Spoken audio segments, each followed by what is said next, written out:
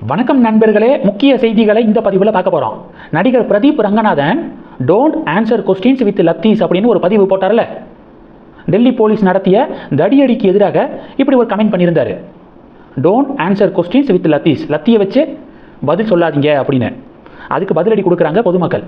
முதல்ல don't ask questions with stones அப்படின்னு சொல்லிட்டு பதிலடி கொடுக்குறாங்க. லத்தியை வச்சு பதில் சொல்லக்கூடாதுன்னா முதல்ல கற்களை வச்சு கேள்வி கேட்கக்கூடாது.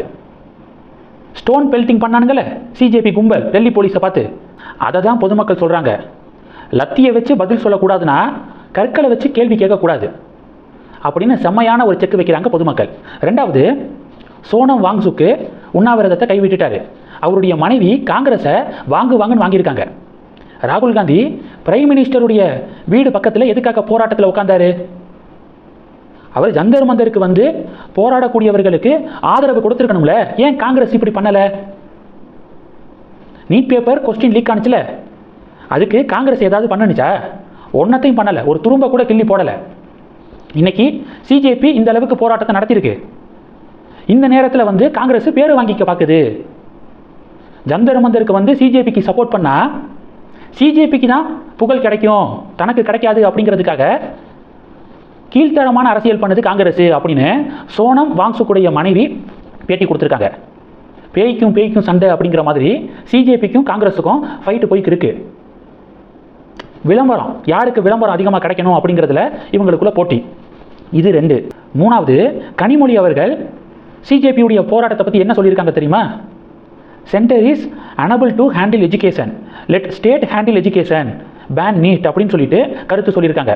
அதாவது மத்திய அரசாங்கனால எஜுகேஷன் டிபார்ட்மெண்ட்டை நடத்த முடியலை, அதனால் மாநில அரசாங்கமே நடத்தட்டும், விட்டுட்டு ஒதுங்க சொல்லுங்க அப்படின்னு சென்டரை பார்த்து கனிமொழி சொல்கிறாங்களாம்.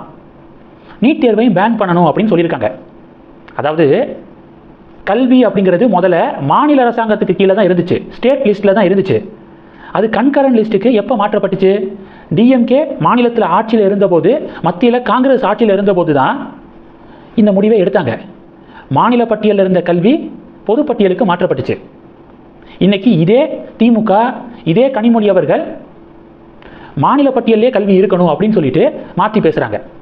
கச்சத்தீவை தாரை வார்த்தது இதே மாதிரி தான். மாநிலத்தில் டிஎம்கே ஆட்சி, மத்தியில் காங்கிரஸ் ஆட்சி.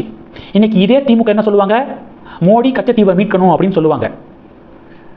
பிரச்சனைக்கெல்லாம் பிள்ளையார் சொல்லி போட்டது திமுகவும் காங்கிரஸும். மத்தியில் காங்கிரஸ் ஆட்சியில் இருந்தபோது தான் நீட் தேர்வே ப்ரப்போஸ் செய்யப்பட்டுச்சு. அப்போ மாநிலத்தில் டிஎம்கே பீரியடு 2010 தான் முதல்ல நீட் அப்படிங்கிறதையே ப்ரப்போஸ் பண்ணுறாங்க. இன்னைக்கு அதே டிஎம்கே நீட் வேண்டாம் அப்படின்னு கலாட்டா பண்ணுறாங்க. அதான் எல்லா பிரச்சனைக்கும் பிள்ளையார் சொல்லி போட்டுட்டு இன்னைக்கு பாஜக தான் காரணம் அப்படின்னு சொல்லி அரசியல் பண்ணுறீங்களே அப்படிங்கிறதான் ஜென்ரல் ஆடியன்ஸுடைய ஃபீட்பேக்காக இருக்குது. நாலாவது, தமிழக பாஜக தமிழக காங்கிரஸ் ஆஃபீஸை முற்றுகையிட போகிறோம் அப்படின்னு அறிவித்தாங்க. நயினார் நாகேந்திரன் அறிவித்தார். ஏன்னா சிஜேபி போராட்டத்துக்கு பின்னணியில் காங்கிரஸ் இருக்குது, ராகுல் காந்தி இருக்காரு அப்படின்னு சொல்லி முற்றுகை போராட்டம் அறிவிக்கப்பட்டுச்சு. நேற்று நடந்த முற்றுகை போராட்டம் ட்ரோல் மெட்டீரியலாக மாறிடுச்சு.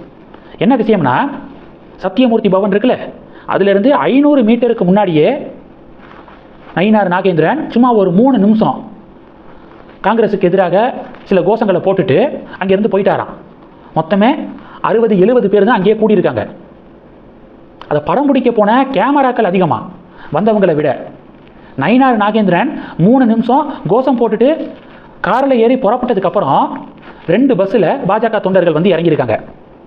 எங்கே நயினாரை காணோம், அவ்வளோதான் முடிஞ்சிருச்சா அப்படின்னு அவங்களும் வந்த கடமைக்கு 2-3 கோஷத்தை போட்டு புறப்பட்டு போயிருக்காங்க. இது ட்ரோல் மெட்டீரியலாக மாறிடுச்சு. அண்ணாமலை பாஜக மாநில தலைவராக இருந்தபோது கட்சியை எப்படி ஃபயராக வச்சுருந்தாரு. எவனாவது ஒருத்தன் தமிழக பாஜகவை ட்ரோல் பண்ணியிருப்பானா? தமிழக பாஜக தான் தமிழகத்தில் பேசுபொருள். டிஎம்கேவா பிஜேபியா அப்படின்னு களத்தை செட் பண்ணார். எதிர்கட்சி அதிமுக அப்படிங்கிறதே பொதுமக்கள் மறந்துட்டாங்க. பிஜேபி தான் தமிழகத்தில் எதிர்கட்சி அப்படின்னு அந்த அளவுக்கு அக்ரெசிவான பாலிடிக்ஸ் பண்ணார் அண்ணாமலை. இன்னைக்கு அண்ணாமலை போனதுக்கப்புறம் தமிழக பாஜக பேக் டு த ஃபார்ம், மறுபடியும் ட்ரோல் மெட்டீரியல் நிலைமைக்கு தள்ளப்பட்டுருச்சு.